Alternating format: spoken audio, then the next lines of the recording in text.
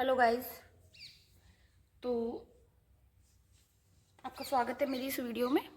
तो अभी हम लोग 90 तक वोकेबलरी या हमारी वोकेबलरी सीरीज चल रही है, तो इसमें हम 90 तक के वन वर्ड सब्स्टिट्यूशन एंड 90 तक के इडियम्स कर चुके हैं। तो अभी मेरी इडियम्स की वीडियो आ चुकी है और ये हमारे उसकी इडियम्स की वीडियो है। तो आज हम इसमें हमको 120 तक के वन वर्ड सब्स्टिट्यूशन और इडियम्स कंप्लीट करना है। तो इडियम्स करते हैं हम स्टार्ट।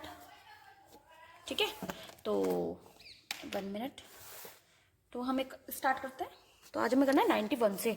कल हमने करा था ए डाइम ऑफ डजन। बताइए इसका मतलब क्या बताया था मैंने, कमेंट सेक्शन में अपना बताना है आपको बिना देखे। ठीक है।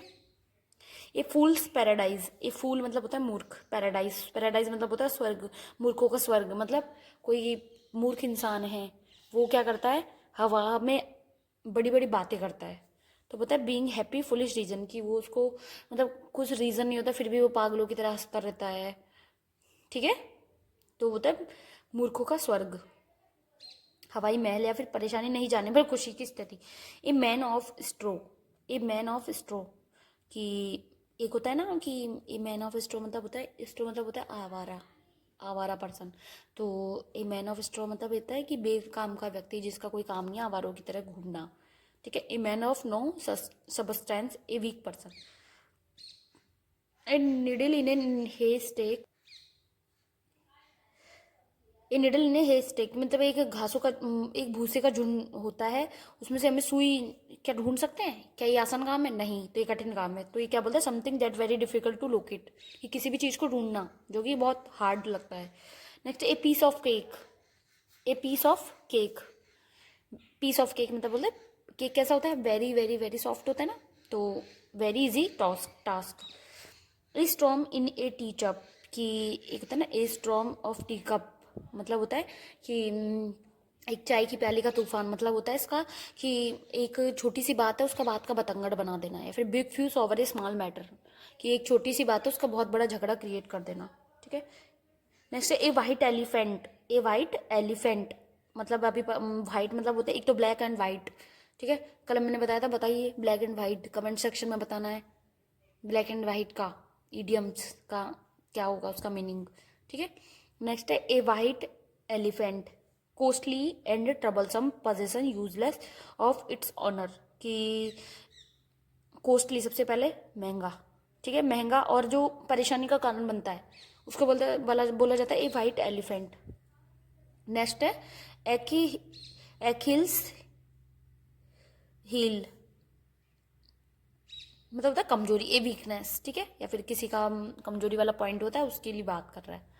नेक्स्ट है हमारा ऑल मून शाइन, कि ऑल मून शाइन मतलब सब चांद की तरह दिखना, मतलब फार फॉर रियलिटी, मतलब दिखावटी बनना या फिर रियलिटी से बहुत दूर होना।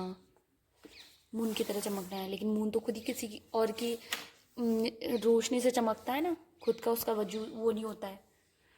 नेक्स्ट है एन एक्स टू ग्राइंड, कि एन एक्स टू ग्राइंड मतलब एक प्राइवेट इंटरेस्ट टू सर्व, एक निजी स्वार्थ, कि अपना उल्लू सीधा करना होता है ना, निजी स्वार्थ। एन एक्स टू ग्राइंड कि अपनी कुल्हाड़ी को पीसना। Back to the drawing board मतलब होता है कि back to the drawing, back to मतलब होता है वापस, ड्राइंग बोर्ड मतलब कि अब किसी भी चीज़ है जो हम उसकी वापस से नई शुरुआत करते हैं ना, उसी की बात हो रही है। Back to the drawing board, is it visible?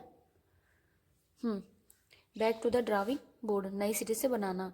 बाल ball is in your court, कि it is up you to make the next decision और स्टेप, कि अपन बोलते हैं ना गेम खेलते हैं कि बॉल अब तुम्हारे कोर्ट में, तुम्हारे पाले में है, तो मतलब क्या है कि अब तुम्हारा टर्न है।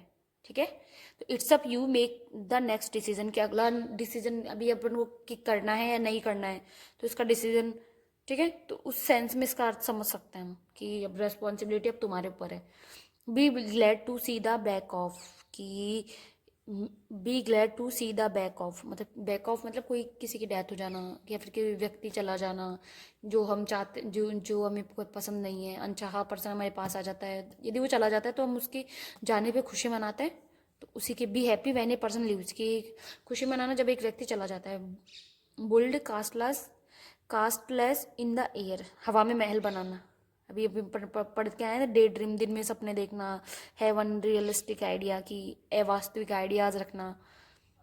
Carry the day, carry the day मतलब दिन को ले जाना, मतलब होता है कि आज का डे है, आज के कोई भी मैच है, तो जैसे इंडिया पाकिस्तान का मैच समझ सकते हैं, इंडिया पाकिस्तान का मैच है, ठीक है, तो ये मैच इंडिया ने जीत लिया, तो अपन बोलेंगे विन ए विक्ट्री, उसने मतलब आज का दिन बना दिया है, फिर आज का दिन जीत लिया। कॉच पोटैटो, कॉच पोटैटो मतलब होता है ए लेजी पर्सन, एक आलसी व्यक्ति। कट कॉर्नर्स, कट कॉर्नर्स मतलब होता है कि do something perfectionly so as to save time और मनी, कि कट कॉर्नर मतलब होता है कि कॉर्नर कट करना, कि टाइम का और मनी को सेव करना। फाल फ्लैट, फाल फ्लैट होता है कि असफल होना, मुंह के बल गिरना, फाल फ्लैट बोलते हैं ना, सीधा गिरना। जो फेल मतलब सीधा गिरना मतलब कोई किसी भी चीज़ में उसको सक्सेस हाथ नहीं लगती है तो उसको बोलते हैं मुंह के बल गिरना, असफल होना। गेट ऑन समबडीज नर्व्स, कि गेट ऑन समबडीज नर्व, किसी की दिमाग, ऐसे बोलते हैं ना, दिमाग मत खाए मेरा, कि नर्व्स मतलब होता है दिमाग में जो भी नर्व्स वगैरह होती है ना, तंत्रिका तंत्र, उनकी बात कर रहा है, कि किसी का दिमाग खाना, मतलब टू बी इरिटेंट, किसी को इरिटेट करना या किसी को डांटना, ठीक है। Go to the dogs, do go to the dogs मतलब होता है कि किसी को, मतलब अपन वो देते हैं ना, अपन तो क्या मतलब जो भी एक दूसरे का बुरा चाहते हैं तो बोलते हैं तुम्हारा, तुम बर्बाद हो जाओ, तो वो इंग्लिश में बर्बाद होना को बोलते हैं गो टू द डॉग्स, तो कुत्ते की तरह बर्बाद होना, इधर उधर घूमना। Hit the nail on the head, कि hit the nail on the head, is it visible, yes, कि नाखूनों को सर पे मारना, मतलब कि नाखून सर पे मारना मतलब एकदम सही सटीक जवाब देना, ठीक है। In the nick of time, in the nick of time मतलब जस्ट इन टाइम, या at last, in the nick of time मतलब at the last possible moment पर आना। Kick the bucket, kick the bucket मतलब होता है कि bucket को लात मारना, मतलब टू डाई मतलब किसी की डेथ हो जाना। Kill two birds with one throne, एक तीर से दो निशाने, पता चल गया होगा। To serve two purpose at the one time, कि एक ही टाइम में दो पर्पज सिद्ध करना। Make a beeline for, make a beeline for मतलब होता है कि बिलाइन मतलब सीधा, मधुमक्खियों की तरह सीधा जाना, ठीक है। Go straight to, go straight to, go straight to.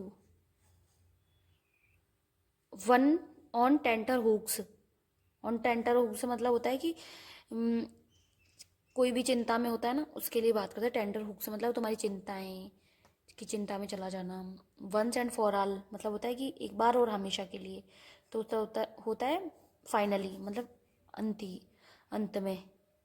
Rule the roast, rule the roast मतलब होता है कि किसी को दबाना, ठीक है, किसी को सप्रेस करना। टू डोमिनेट, ठीक है। Strain every every nerve, nerve अभी मैंने बताया था, नर्व अपनी जो होती है उन स्ट्रेन में खिंचाव होना, मतलब कि कोई वर्क जो तेज मेहनत करता है ना, ज़्यादा मेहनत करता है तो उसकी नसें खिंचती हैं, तो उसको रिलेटेड कर सकते हैं हम इसको।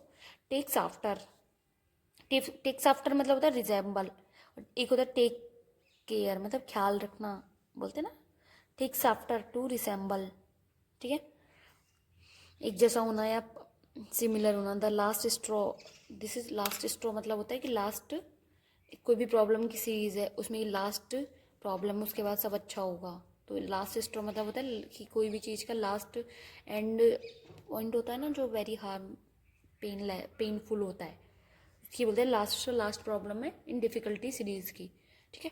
तो ये हमारे थे 120 तक के ईडियम्स। तो कैसा लगा आपको ये सेक्शन, तो आप मुझे कमेंट सेक्शन में बता सकते हैं।